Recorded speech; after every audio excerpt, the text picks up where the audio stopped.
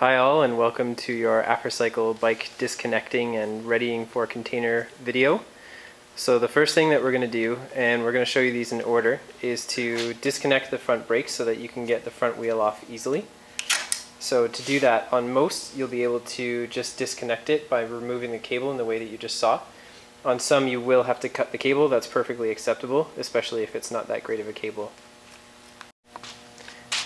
So our next step is to remove the front wheel. Now that we've freed the brakes, you can now have the ability to remove the front wheel. So the best way to do this is to use a 15mm closed-end wrench. And so it's just a matter of undoing the bolts enough to release the wheel. And you can then remove the front wheel and set it aside for our next step. So the next step in the process now is to remove the pedals, and to do this we'll use a pedal wrench, which I'm sure you guys already have already. But the best way to do this is to use the leverage the way that it's being demonstrated to you now. So pushing the pedal wrench down, it'll always, there you see, so it was pretty stuck, but because you're using leverage you'll be able to get the pedals off relatively easily. So at this point just remove the pedals using your pedal wrench, and then that will bring us to the next step.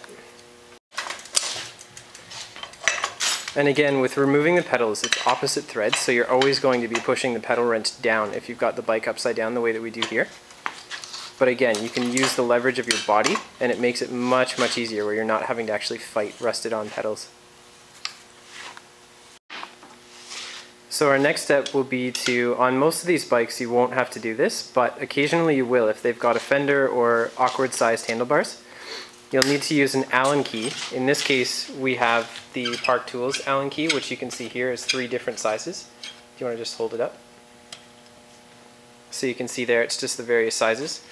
And then so what he's done is just brought the bolt up about 1/4 to 1/2 inch, which is just enough to free it. Now you just got to give it a bit of a whack, and that will free up the handlebars so they can turn independently of the forks. So this is obviously to allow us to have the freedom to put the handlebars where we need them without necessarily having the brakes to get in the way and that sort of thing. Next step will be to lower the seat. So what he's going to do is just use a, generally speaking, a 13 or a 14mm wrench and put the seat all the way down. Again, this is so that once we get them in the container, vertically it's taking up the least amount of space possible, so be sure to make sure that all these seats go as far down as you can get them.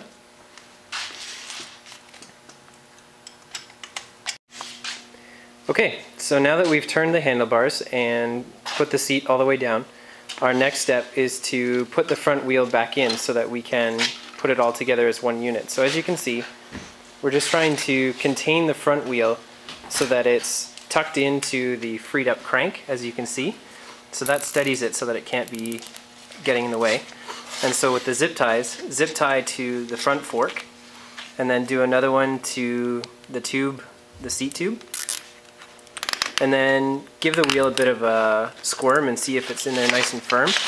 And if it is, you shouldn't really need any more than that, but you can put a third on through the spokes if you really need to. Try to avoid it though, because you can bend the spokes and you want to try and avoid that.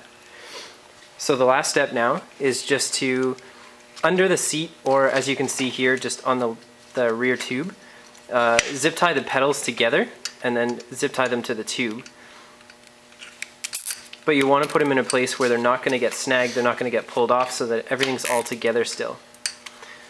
So now, as you can see, you have one bike ready to go in the container, and it's nice and compact, and nothing's going to come loose, everything's all tightly together, and there you have it. It's pretty well that simple. So in this video we're going to use a few different tools, and I just wanted to give you a bit of an explanation of what the different tools are. It's pretty simple, but for the zip ties, they're all either 11-inch or 14-inch zip ties. The best place to get them is Canadian Tire. They'll have ones that are made the sturdiest, and they are the best in terms of quality. So if you catch them on sale, they'll be about $3 or so. The next thing is your standard pedal wrench. It's pretty self-explanatory. I'm sure you guys have a bunch of them already. 13mm wrench, the Allen key from Park Tools, and of course just a hammer so that you can give the handlebars a whack. So if you have enough of these tool sets out, generally speaking you'll need 10 through 15mm wrenches on hand. Potentially you might need an 8 so that you can do the front brakes occasionally, but this is pretty basic. I mean, it's really pretty simple, the tools that you'll need to do it.